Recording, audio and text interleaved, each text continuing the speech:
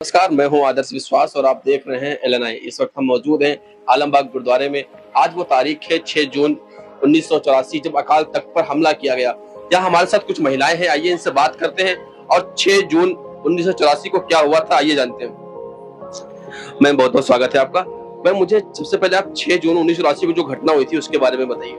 Sir, 6 जून 1984 को जो कि दरबार साहिब पे अकाल तख्त पे हमला किया गया था, उसकी वजह से बहुत सारे सिंह शहीद हुए थे। उनकी शहादत को याद करते हुए आज स्टडी सर्कल की तरफ से जो गुरमत कैंप लगाया गया है, उसमें आज बच्चों ने कविताएं पेश की, कवि दरबार हुआ, लेक्चर हुए, स्पीच भी हुई, जिससे हमने उनको याद किया और उनकी शहादत को याद करते हुए आज हमने उनको श्रद्धांजलि दी है। क्योंकि जो उस समय हुआ बहुत ही भयानक था और जिसको भूलना बहुत ही मुश्किल है, क्योंकि 1984 का कांड न भूला जा सकता है न भुलाया जा सकता है।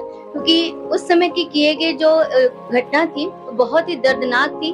उनके परिवारों को, उनके परिवार के जिन लोगों पे ये चीज बीती है, अगर उनके बारे में हम सोचते हैं तो हमारे रोंगटे खड़े होते हैं कि जिन लोगों ने ये सब चीजें फेस की होंगी उनके लिए कितना दर्दनाक होगा। उसको याद करते हुए आज हम सभी बहुत ही दुखी हैं और परेशान भी हैं, और बात करते हुए हमारे आंखों में आंसू भी आते हैं कि उस समय की घटना को याद करना ना भुलाया जा सकता है और ना हम उसे भूल सकते हैं। जिस तरह से श्री गुरु तेग बहादुर जी के समय, गुरु अर्जन देव जी के समय, गुरु गोविंद सिंह जी के समय पे मुसलमान राज जो था, मुस्लिम राज, उन्होंने बहुत तसीहे दिए थे इनको। उसी तरह से उसके बाद भी जो गुरु सिख आगे बढ़ते गए, हालांकि सारे सिखों की ये थी शांति मार्ग से चलना, तो उनसे गुरुद्वारे बंद कर दिए गए थे। ये टाइम होते रहे, काफी मोर्चे हुए। जब 1984 में भी यही हुआ, 5 जून की रात को इन्होंने ये प्रोग्राम बनाया कि हम अकाल तख्त जो हरमंदिर साहब के सामने जस्ट उसकी बिल्डिंग है उसको तहस नहस कर दिया। और जो उसमें कीर्तन पाठ वगैरह कर रहे थे, एक रागी जत्था था जिसको पद्म भूषण मिला था, निर्मल सिंह खालसा, सब काफी देर तक उन्होंने 6-8 घंटे तक कीर्तन किया। उन्होंने अपना कीर्तन नहीं रोका, जबकि उनके ऊपर इतना जबरदस्त बाहर अटैक हो रहा था।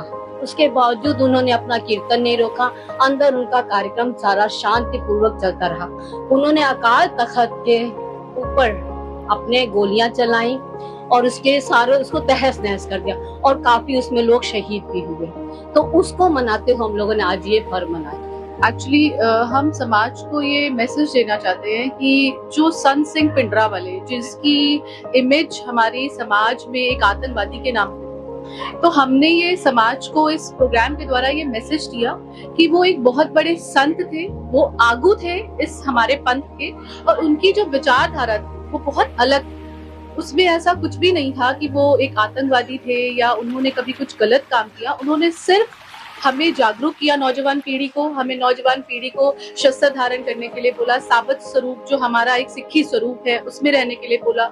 उन्होंने तंबाकू, बीड़ी, ये सब चीजों का सेवन ना करने के लिए लोगों को बोला। तो यही हम लोगों ने लोगों को बताया कि भाई 1984 ऐसा हमारा कांड था जिसको मौजूदा सरकार ने ब्लू स्टार ऑपरेशन का नाम दिया था। तो हमने लोगों को ये आगाह किया कि ये जो 84 थी हम कभी भी भूल नहीं सकते और ना ही हम दूसरों को भूलने देंगे। तो हमारा प्रोग्राम का मोटिव यही था कि हमने 84 के में शहीद हुए हमारे सिंहों को याद किया और उनकी उस दलेरी को नमन किया जिस तरीके से वो लड़े। ताकि आपको पता ही था 22,000 सेना ने अटैक किया था दरबार साहब पे, और हमारे पास बहुत मतलब टुकड़ी भर सिंह थे, पर उन्होंने जो अपनी दलेरी दिखाई उसका मुंह तोड़ जवाब दिया उन्होंने। ये भारतीय समय जो सरकार थी उन्होंने हत्या क्यों कराई भिंडरावाले? एक्चुअली ये सब देखिए एक पॉलिटिकल एजेंडा था, क्योंकि आपको पता है कि इंदिरा गांधी उस समय की मौजूदा प्रधानमंत्री थी और भिंडरावाले की एक जो इमेज थी ना वो बहुत ही मतलब निकल कर आ रही थी। लोग उनको फॉलो कर रहे थे, people were following him badly.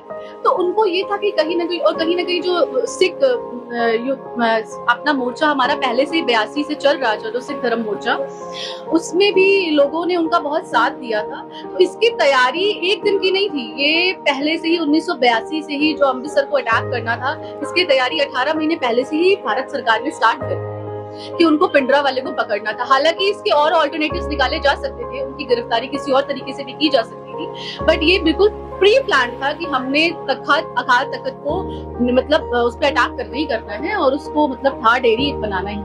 जुल्म किया कि सिखों को, सिंगनियों को दूध पीते बच्चों को, सबको इतना बड़ा कत्लेआम किया कि कुछ छोड़ा नहीं हमारा उन्होंने। सिक्खी का प्रचार था और लंगर चलते थे, गुरुद्वारे बनाए जाते थे। तो जैसे उनका सिक्खी का प्रचार होता था, मुस्लिम जो थी वो हुकूमत उसी समय से जलती थी। फिर जब अंग्रेजों का राज होया तो वो भी यही चाहते थे कि इनको मतलब खत्म किया जाए, बढ़ती किसी चीज को, जैसे जेलस नहीं होते, थोड़ा थोड़ा जेलस होते होते बहुत हो गया ये क्या। था समय, तो उस समय बहुत सारी संगतें वहाँ पर इकट्ठा हुई थी और सरकार की साजिश थी कि जितने भी सिख यहाँ पर आए दर्शन करने, इनको अंदर रोक लिया जाए, जाने भी दिया जाए और वापस ना निकलने दिया जाए इनको, और वहीं पर इनको कत्ल कर दिया जाए। तो उनकी साजिश बना रखी थी। लगभग कितने सिखों की हत्या हुई थी उस बार?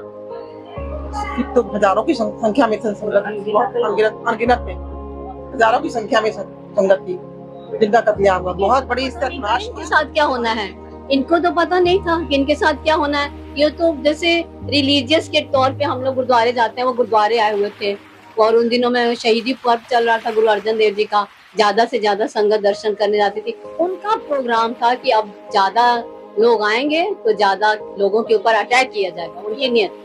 और क्या हुआ इंदिरा का, क्या हुआ कांड, जिस जिस राजे ने, जिस जिस हुकूमत ने सिखों पे किया, सिर्फ उसके बाद 9 महीने तक रुके हैं, सब बुरी हालत में गए हैं। 153 दिन जिंदा रहे उसके बाद। जिन्होंने अटैक किया सब 153 दिन से ऊपर नहीं जिंदा रहे। 193 इतने ही दिन रुके। जिस जिस हुकूमत ने किया अटैक, बस कुछ ही दिन तक वो रुके, उसके बाद वो नहीं हो। और गंदी मौत, जैसे कहते हैं कि